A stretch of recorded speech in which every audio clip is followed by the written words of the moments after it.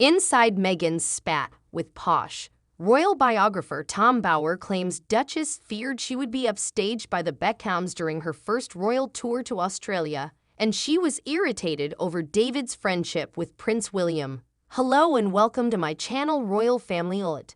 According to a biography, Meghan Markle and Prince Harry clashed with Victoria and David Beckham because the Duchess was afraid their friends would overshadow them.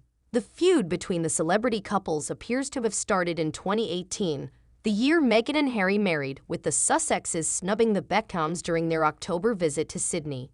The Duke of Sussex invited David to a tournament for disabled troops during the Invictus Games, but he declined to contact with him.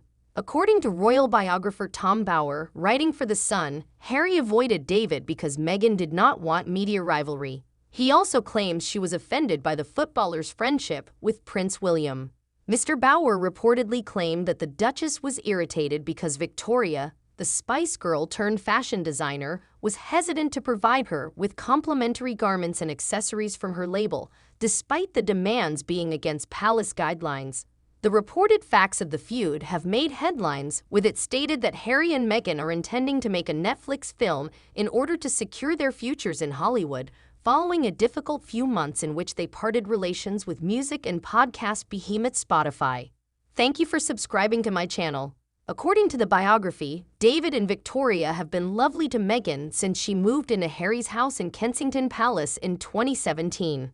In an effort to develop their relationship, Victoria offered Meghan makeup guidance. According to Mr. Bower, a member of the designer's team is also said to have assisted Meghan with facials and hairstyling.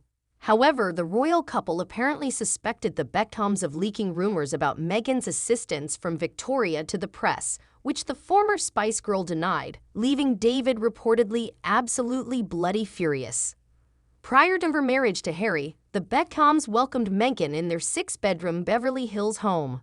Mr. Bower said that the couple's employees catered to Meghan's requirements during her private tour to California at no expense. Despite being invited to the wedding ceremony at St. George's Chapel, Harry and Meghan decided not to invite the Beckhams to their wedding dinner. Mr. Bower calls the action a near unforgivable insult, claiming that many of the celebrities who attended the meal weren't friends. Regardless of the perceived slight, David accepted Harry's invitation to the Invictus Games. He visited Sydney in October 2018, but he never saw the Duke in person. Mr. Bower claims that during this time, Harry and Meghan were frequently searching themselves on the internet for negative remarks about themselves.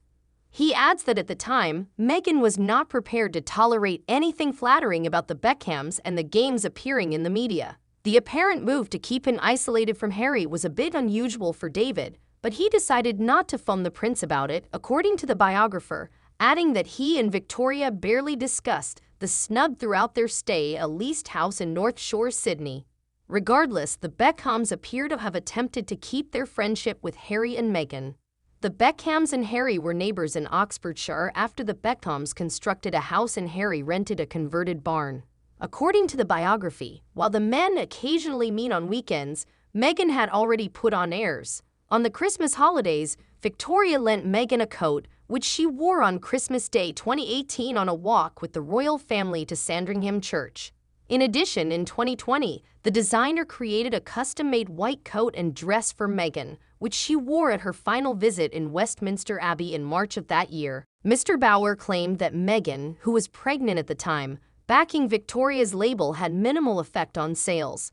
He maintains that the only direct effect was that a £1,400 purse used by Meghan sold out after being mentioned in a social media video. Meanwhile, as Harry and Meghan prepared to leave the royal family for good, the Beckhams declined to take sides in the purported feud between the Sussexes and Prince William and his wife Kate. David and William are said to have had a good relationship since England's World Cup bid in 2010, which annoyed the Sussexes, according to Mr. Bower. Their reported dislike for the Beckhams' closeness with the then Duke and Duchess of Cambrige was heightened last year when David went from Qatar to Boston during the World Cup to assist William and Kate with their charitable endeavors. The moment David kissed Kate on the cheek as she presented the Earthshot Prize ceremony with her husband was widely publicized in the United States. The ceremony, which was attended by President Joe Biden, appeared to overshadow an event hosted by the Sussexes in New York the same weekend. Mr. Bauer claims that the feud was reignited just 2 weeks ago when the Beckhams threw a star-studded celebration after Lionel Messi scored a last-minute goal for David's football team in Miami, Florida. Meghan and Harry were reportedly not invited to the celebration, which was said to last many hours. Meghan, according to the biography, has pushed Victoria away in recent years, and she could have done much better with the British public if she had copied Victoria instead. Mr. Bauer's comments about the couple's feud came as it was revealed last night that Harry and Meghan apparently purchased the rights to Carly Fortune's love novel Meet Me at the Lake, which experts say might have cost them up to £3 million. The production will be their first off-camera collaboration together, and it might be a game-changer for their TV careers. Meet Me at the Lake, which sold 37,000 copies in its first week alone, is a romantic novel about two people in their 30s who fall in love, much like the Duke and Duchess. It also portrays the anguish experienced by a character who lost a parent in a vehicle accident as a child, and goes on to tackle topics such as drinking and drug usage, which the prince discussed extensively in his explosive biography Spare. In an homage to Meghan's history, the novel is set in Toronto, where she lived while filming Suits. According to a source close to the pair, the issues in the novel gripped the couple, and it was chosen for their first adaptation with Netflix. The idea follows the couple's alleged £16 million arrangement with Spotify, which was terminated after one series of Meghan's podcast Archetypes. However, the purchase of the rights will be of little immediate benefit to Harry and Meghan because Hollywood has come to a halt due to a months-long screenwriters' strike, which many performers have joined. Some public relations professionals have also questioned why the rights were sold to the couple, claiming that the book was so successful that it would have been picked up by more experienced producers. Since abandoning the world of working royals, the couple has sparked debate with their international popular Netflix series Harry and Meghan, as well as Prince Harry's subsequent release of his memoir Spare. Both leveled numerous allegations against the royal family, most notably Harry's brother, the Prince of Wales. In one passage, the Duke of Sussex accused Prince William of assaulting him at Frogmore Cottage, shoving him to the floor and into a dog dish. Despite recognizing that royal life was not the world they wanted for their family, as a friend put it, Harry and Meghan have confronted some difficult realities since leaving the firm to raise their children away from the spotlight.